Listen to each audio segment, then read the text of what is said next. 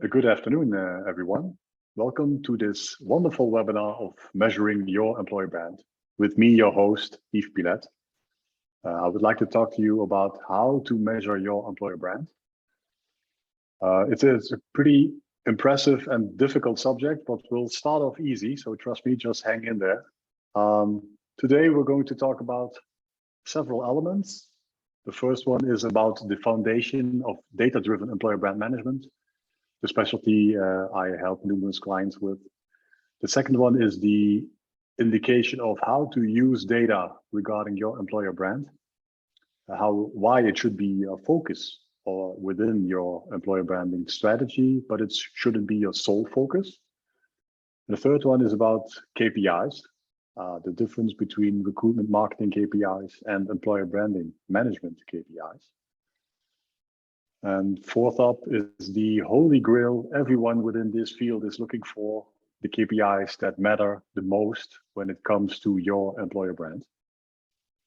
I will finish off with some questions. You can ask them via the chat at the end of this webinar.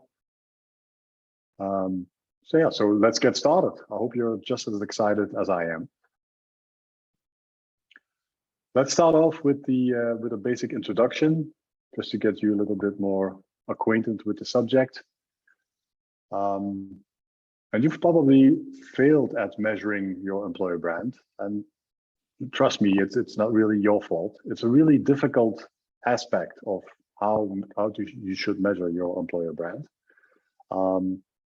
If you ever thought that big specialized organizations failed at measuring their employer brand as well, you're probably right. I've seen it from the inside. They've made mistakes as well. And trust me, I failed miserably at it as well. But thanks to my experience, and I hope to share with you today, I hope to give you some pointers on how to avoid all of those mistakes I made and help you move forward and to correctly measure your employer brand. And my goal for this webinar today is to make you understand that employer branding is key in how to measure it, doing it in the correct way, and how you can make it work for your organization. So it's not just about measuring your employer brand in general, but how can you relate it towards the development within your organization and the relation with the labor market shortage that's truly out there. Well, first, a little bit background information. Some of you know me, others don't. Well, I think it was about 25 years ago that I was a university graduate. Yes, I'm that old, but I wasn't really clear on what I wanted to do. I enjoyed my studies. I did my economics thesis, but I wasn't really sure what I wanted to do next. So I started off as a labor market research. I really enjoyed it, working with data all the time, discovering where the failures and the corrections of data are.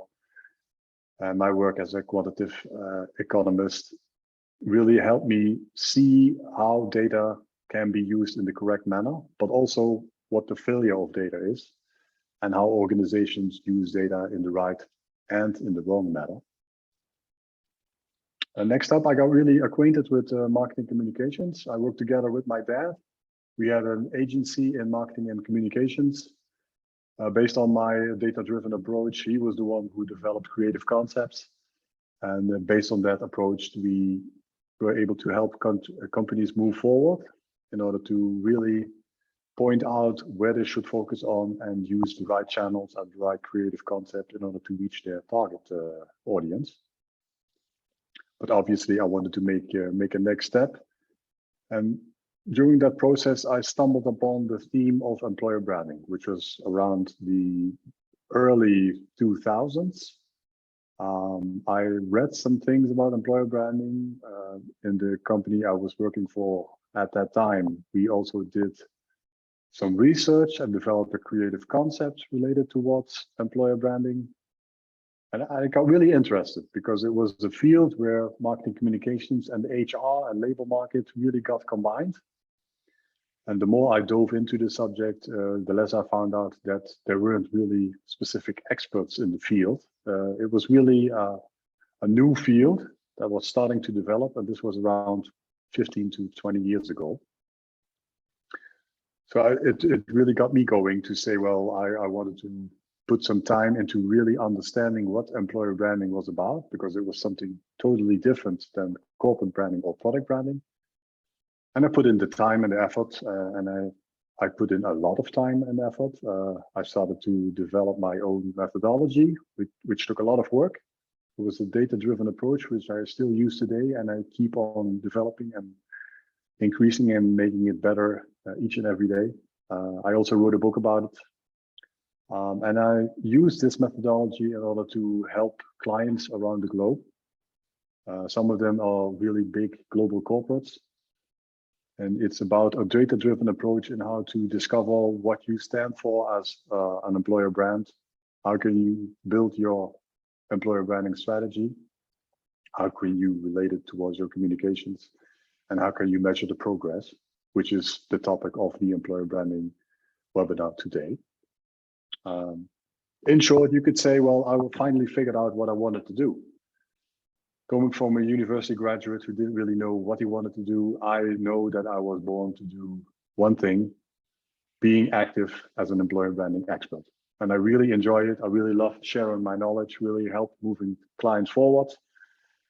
And that's why I love doing this webinar today as well.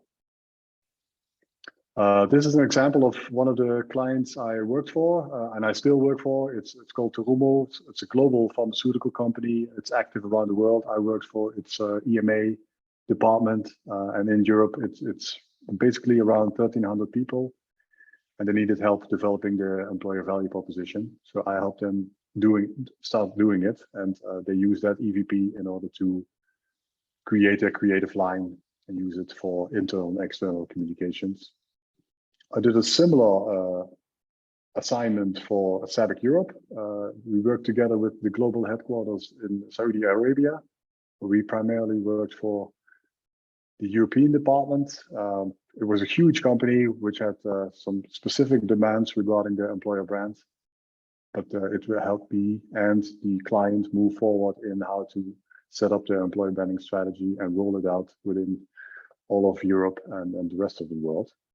And more recently, I also worked for Sanofi, which is once again a huge global pharmaceutical company. Over 100,000 people work for this organization, and it's, if I'm not mistaken, currently the #8 largest pharmaceutical company in the world, with a huge turnover as well.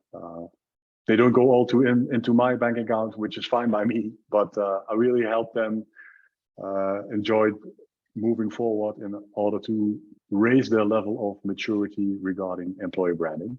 Well, enough about me. Let's start talking about what we'll cover today. One of the first insights I wanted to talk to you about is how can you build a strong employer brand? It takes a lot of different steps, but I've summarized it into 3 basic steps, which I'll talk about later. Next up, I will talk about why measuring the right KPIs here is key. It's not just about measuring any kind of KPIs, and there's a huge difference between the ones you use in, for instance, recruitment, and it's totally different than the ones you use in employer branding. And also, I would like to talk to you about the ultimate employer branding KPIs. What should you really measure if you want to fully exploit the capabilities of your employer brand? But first, a small anecdote. Here on the right, this isn't some stock picture. This is an actual picture of my youngest son. He's a really curious little guy of 6 years old. Always asks questions. Why are you doing this? How does this work? What's the next step? Why should we do this? I'm currently the one who always should provide him with the right answers. Most of the answers I know, some of them I don't know. We love discovering things together. But basically what he taught me was that you should always try to look over the horizon and be curious all the time. Well, the same goes for the subject of measuring your employer brand. It's not that it's all clear on how you should measure your employer brand. I still discover new things every day. I've made a huge progress in the last 20 years in the field of employer branding, and specifically also measuring your employer brand. But it's this little guy that keeps me going and figuring out, well, maybe there's another element that I should look into, or why is this the case? Is this the right KPI, or maybe we should do something else?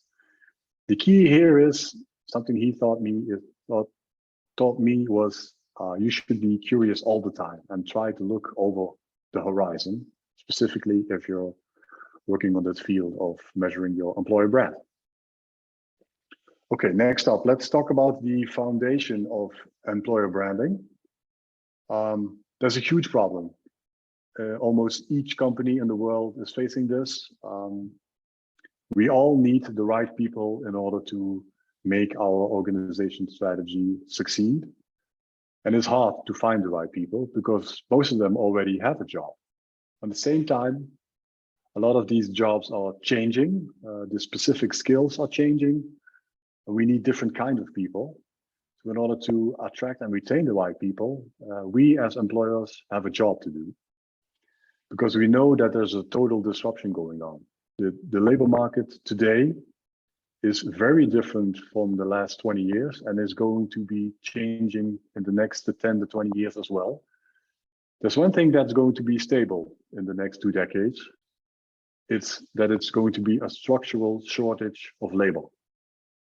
So it's upon employers in order to figure out what they stand for in order to attract and retain the right people, because this disruption taught us that working from home is becoming more and more common.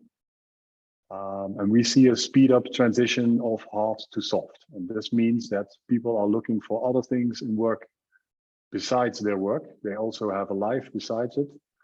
They know that they have to work over 90,000 hours in their lifetime, but they want to do nice things with their life as well. Enjoying their work is fine, but they want to do other things as well.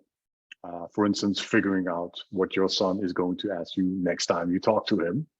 And another aspect that is important in this regard as well is that we need to be focused on the big trends that are happening in the global labor force as well. All of these elements have their replay on the labor market today and how you should approach current and future talent in order to be able to make your organizational strategy a success. Now, when we look at what this all means is that employers should, and that's how I usually explain it, they must show their true colors. In the old days, it was pretty easy to say, well, I'm a great employer, you should work for me. And if the applicant didn't fit the mold, you could basically discard them and look for the next one. But nowadays, it's a lot harder because it's not an employer's market, it's an employee's market. They are the ones who make the choice whether they want to work for you, with you, and if they want to leave your organization. And they're also the ones who talk about your organization, and not just at any birthday party, but at social media, and they talk about it all the time. And if you're not able to take care of your current and your future employees, they're going to destroy your reputation as an employer. Now, the key here is, as an employer, to be able to present yourself as a human being. And every human being has its flaws. Every human being should be able to show that real picture. And for some management and leadership roles, that's kind of hard because they're not used to showing what they're really like. They don't really like to be totally open and honest about certain elements. But my message is that the more open and honest you are towards your employers, the more able you're able to build a relation with your employees, and the stronger that connection will be.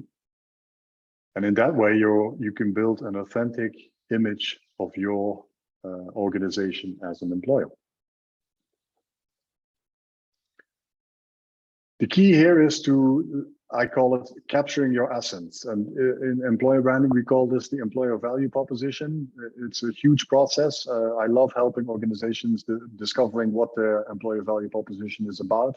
But it's really about capturing your essence and saying what you're about and doing what you want people to believe you're doing, and not just talking about how great you are, but saying what you really are about. And those things can be quite different.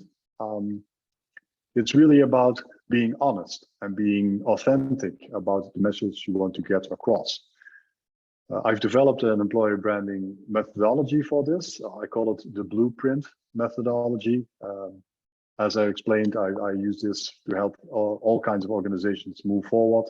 It's quite a complex strategy in order to implement, but that's what I'm here for.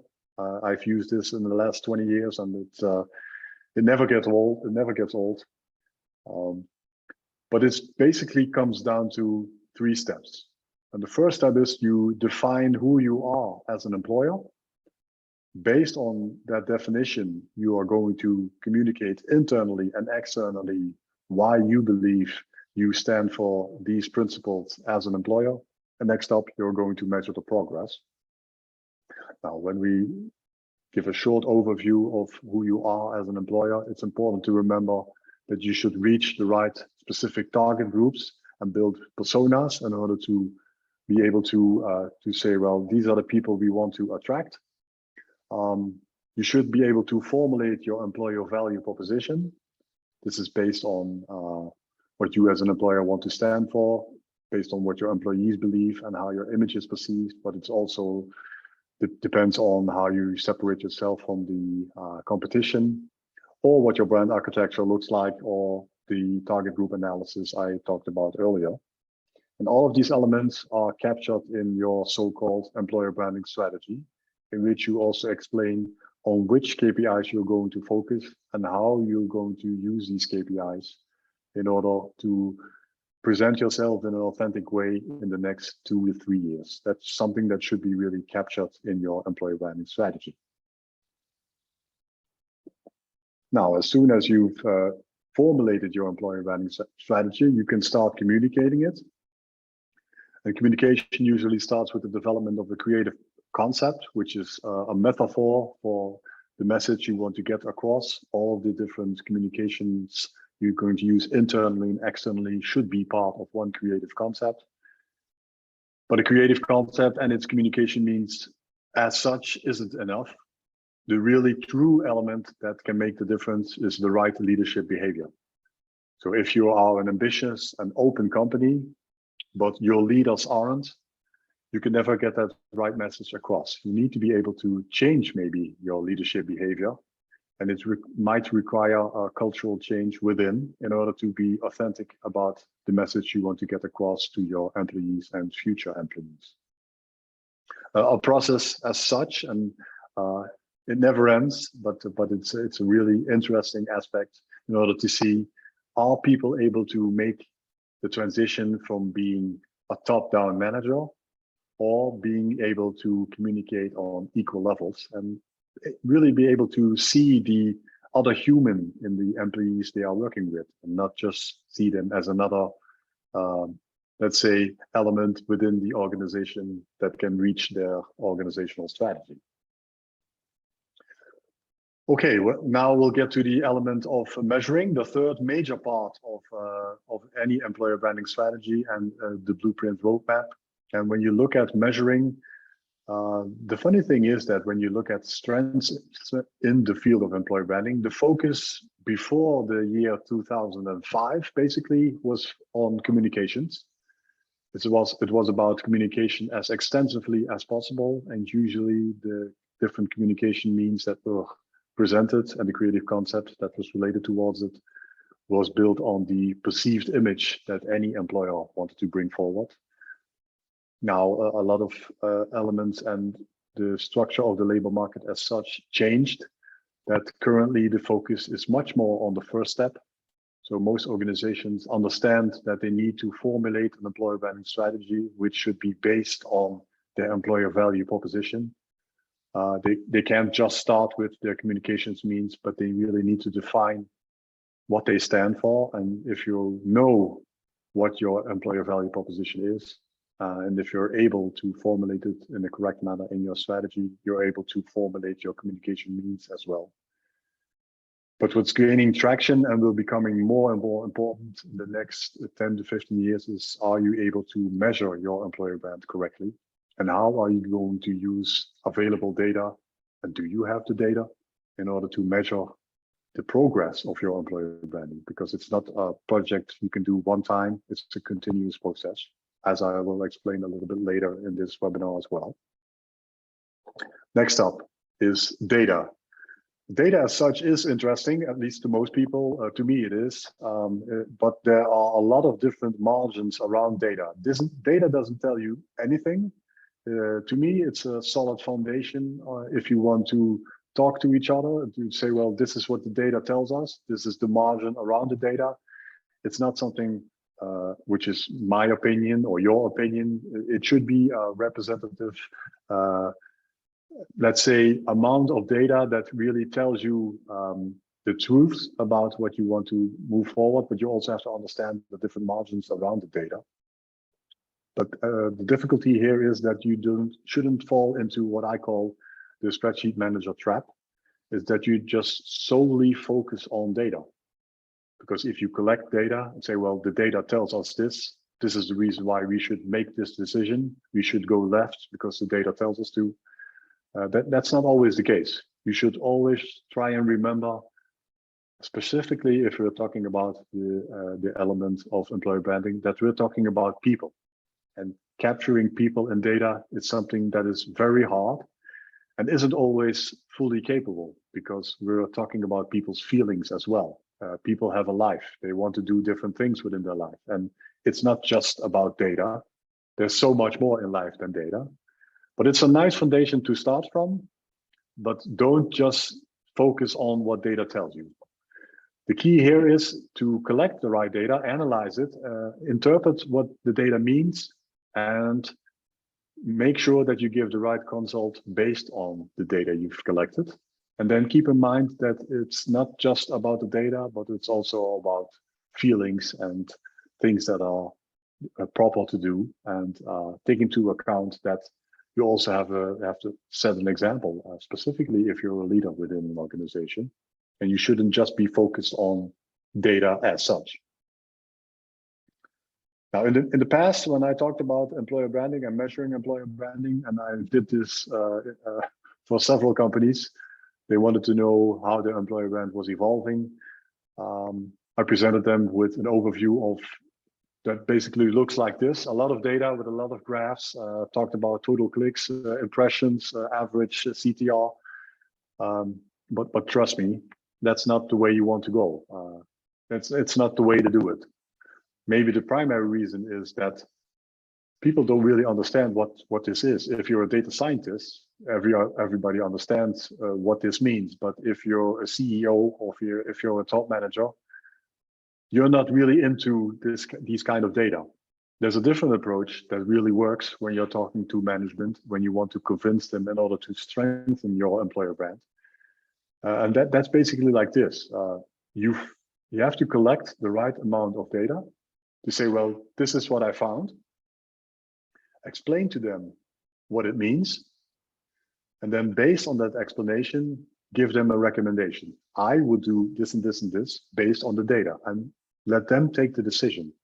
And don't present all of the data to them, but take the essence out of it, explain what it means, and recommend to them how you can use this data in order to support your strategic decision.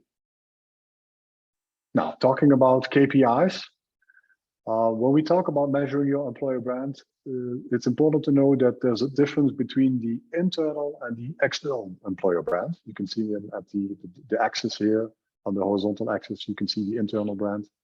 For instance, from the radius of 0 to 10, or the vertical axis, which is about the external employer brand, the way you are perceived as an employer. And there are all kinds of KPIs you can use in order to measure your external employer brand, but also the internal employer brand. The ones on the left that are mentioned here, for instance, more followers on social media or better candidate experience, or the internal ones, a higher willingness to stay or higher willingness to recommend, are all relevant KPIs. But maybe we should take a step backwards in order to explain how you can move your employer brand strength upwards, to say, well, in 2022, we started at this level with our internal and external employer brand, and we're able to use our strategy to move forward. And in 2 years, we'll be able to reach the level we want to reach in 2024. And a very important aspect you should understand is that there's a difference between recruitment and employer branding, and that sometimes gets mixed up. Sometimes people talk about employer branding and say, well, to me, employer branding is about labor market communications. We should figure out the right creative concept and use all of the possible internal and external communication means in order to attract the right people. But to me, recruitment is about attraction. It's about attracting the right talent. And the difference with employer branding is that employer branding is about attraction, engagement, and retention. It's a much broader subject. It's not just about attracting new talent. It's also about getting the right engagement with the talent you've attracted and the current employees who are already within your organization, and the ability to be able to retain those employees as well.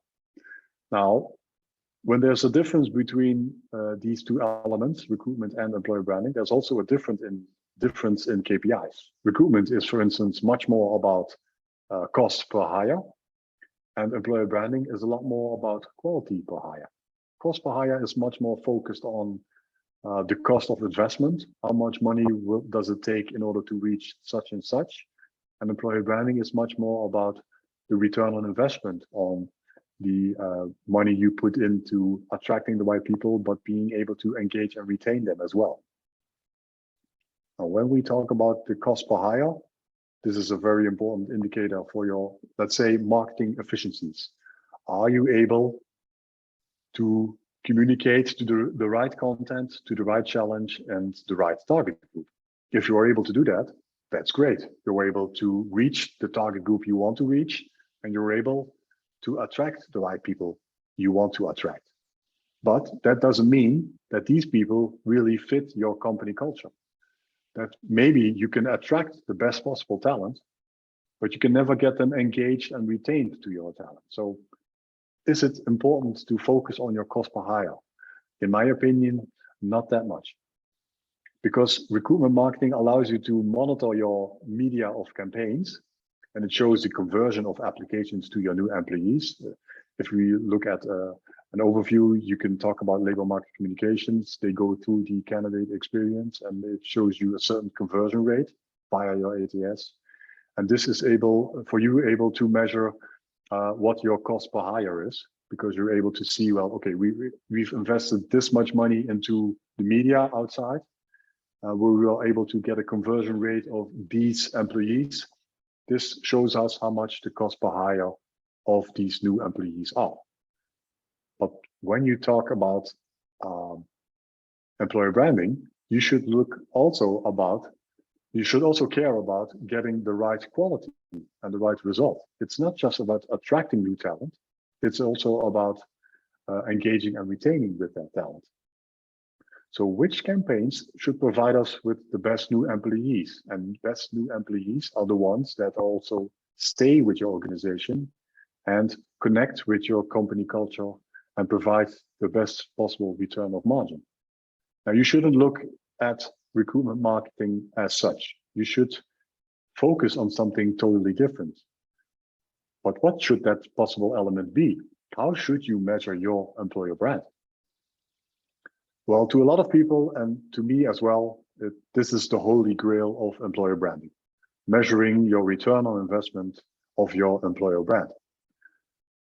And the first most important thing is that you should focus on the right KPIs. Now, the so-called wrong KPIs is when you're just focusing on cost per clicks, online conversions, or solely on your cost per hire. Because the first two are basically about your marketing effectiveness, and the cost per hire are about your recruitment marketing effectiveness. They are not about your employer brand. What you should focus on is you should focus on employer branding methods. And these metrics are non-financial metrics. Think about engagement and retaining, but also the ones who are able to talk about your organizations and how you can, how great it was when they used to work for your organization, and are they able to recommend you as a future employer? But you should also look at the financial metrics in order trying to figure out how much is my return on investment if I put in, let's say, 100,000K into my employer brand, am I able to attract, engage, and retain the right people in order to make my employer brand work for me?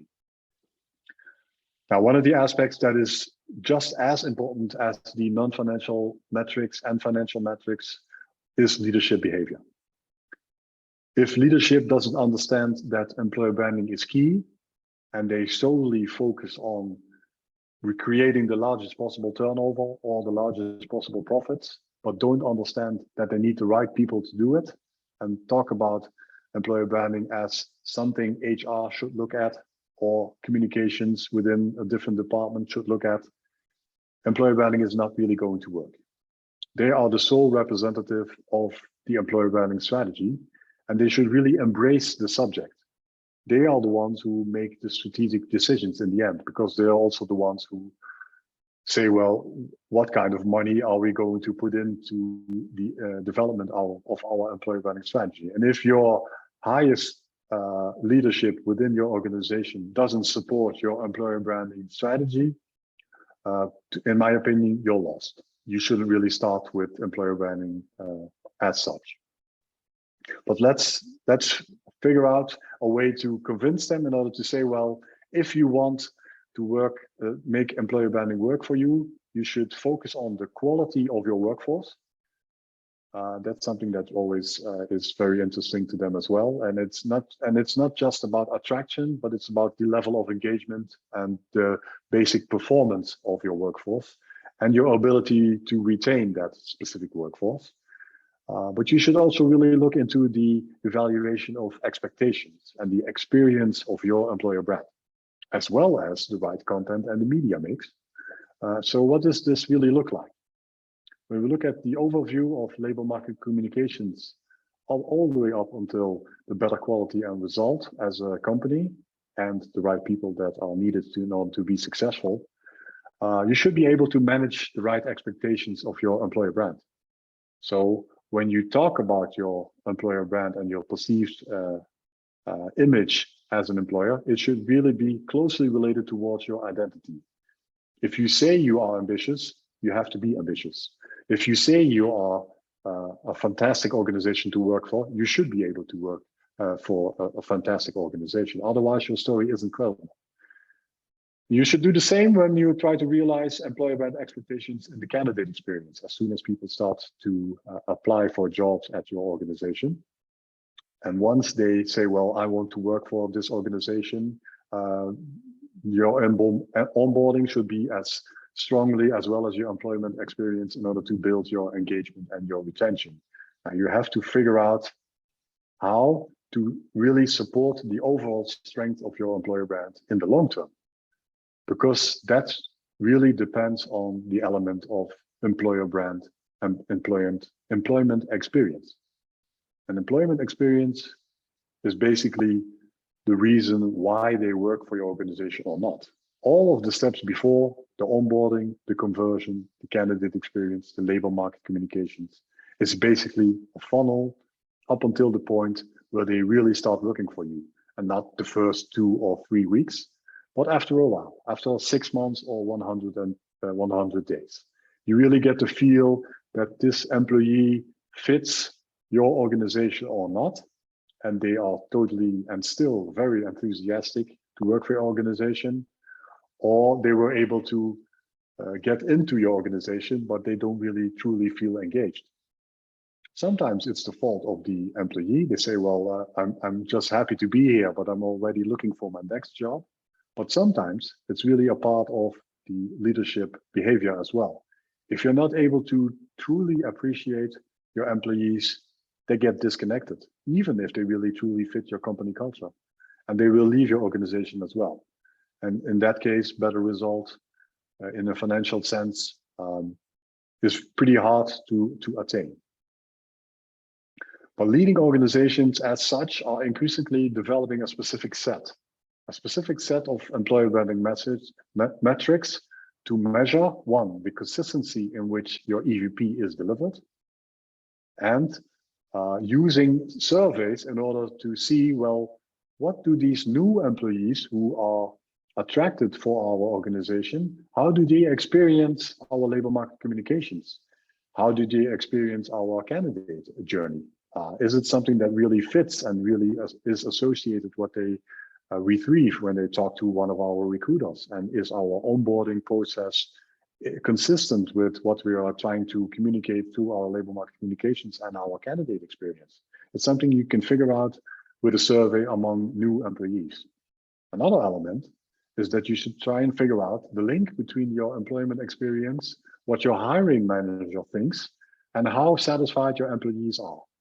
Now, most organizations already focus on employee satisfaction, but the satisfaction of what a hiring manager thinks is just as crucial as what new employees think of your organization and what they should work for. So you should also try and figure out via a survey how your hiring manager as well as your employee satisfaction is perceived. And if you're able to do that correctly, you're able to identify your non-financial metrics, and these should be connected towards the financial metrics. And the financial metrics is a way to define the ROI of your employer brand.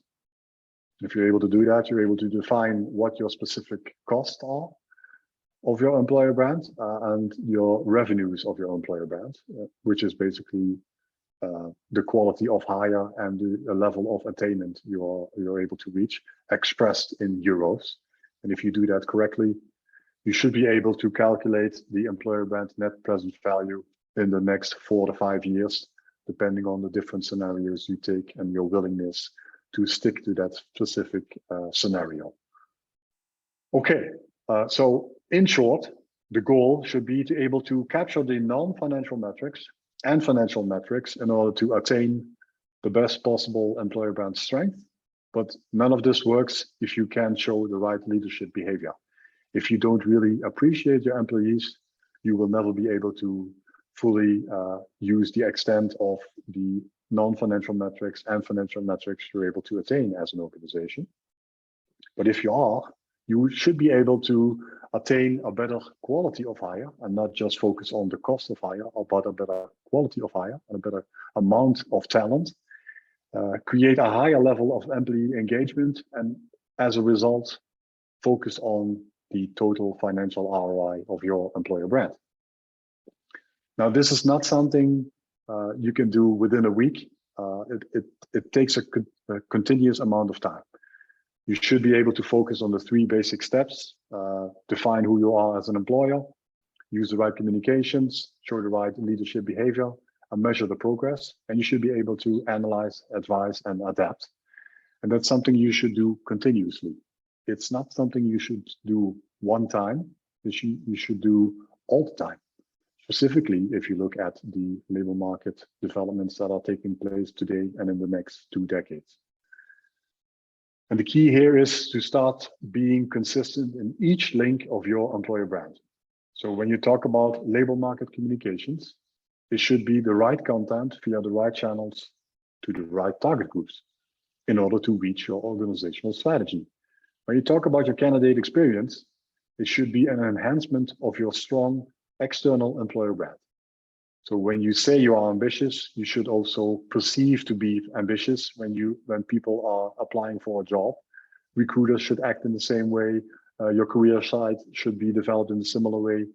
The behavior of the recruiter and the hiring manager when they start talking to you at the end of the application process should also be very ambitious. It should be an enhancement of your total external employer brand.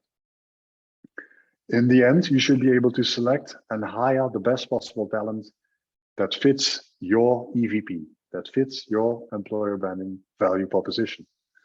And if you're able to do that, you should give them the right feeling that they made the right choice, that employees say, well, this is the organization I really want to work for. And I experienced this in my first couple of weeks when I'm part of the onboarding process. The onboarding process should be in line with your employer branding strategy and subsequently the EVP process as well. But most importantly, you should be able to build employer brand loyalty with your current workforce and future new hires.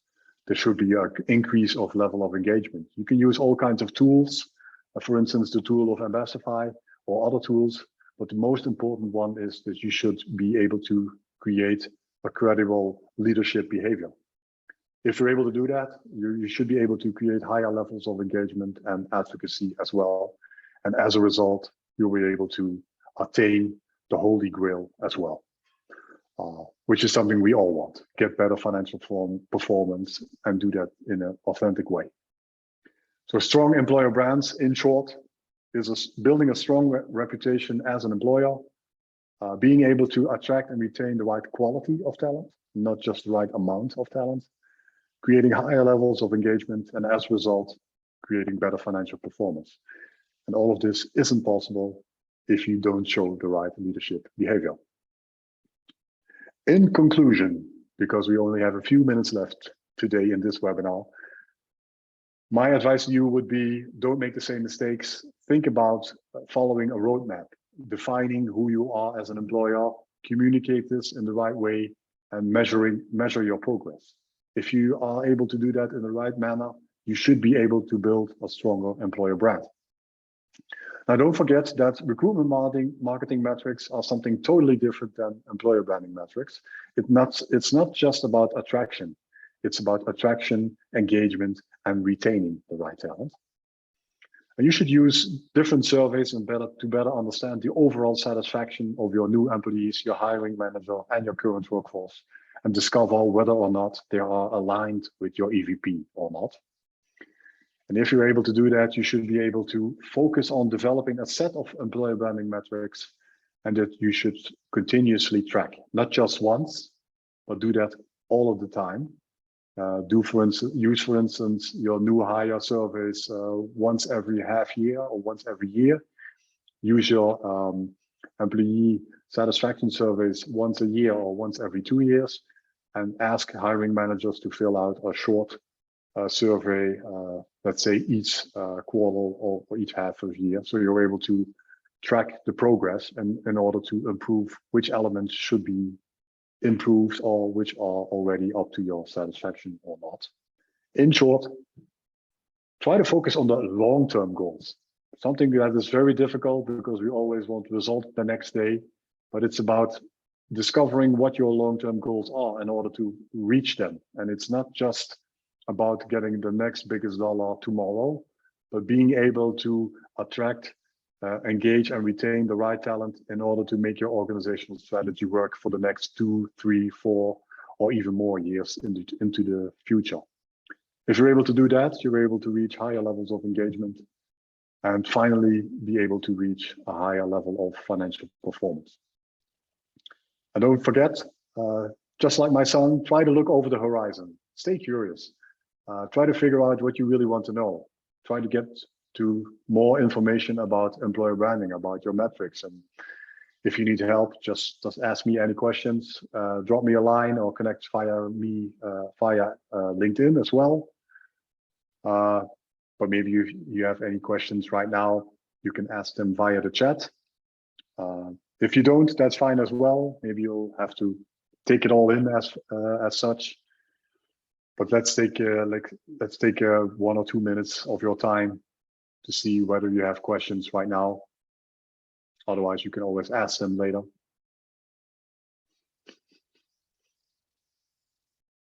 I see one of the questions is the presentation also being shared? Yeah, of course.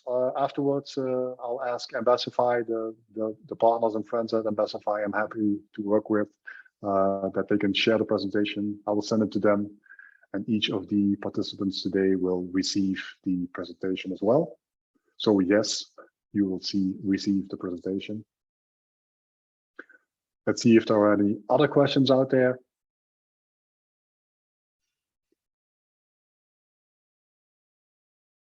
I don't see one question coming in right now. That tells me one thing. No, actually, it tells me 2 things. The first one is maybe I didn't explain it well, or maybe the topic is still very complex in order to perceive. Usually, I think it's the second one. It's a pretty complex issue. But if you need help, feel free to reach out. I'm always happy to help you move forward. For now, I would like to thank you for your attention. It was great to have you. Hopefully, we'll see you in the next webinar. And I really enjoyed presenting employer branding metrics to you. Best of luck with your employer brand and measuring the effectiveness. Thank you.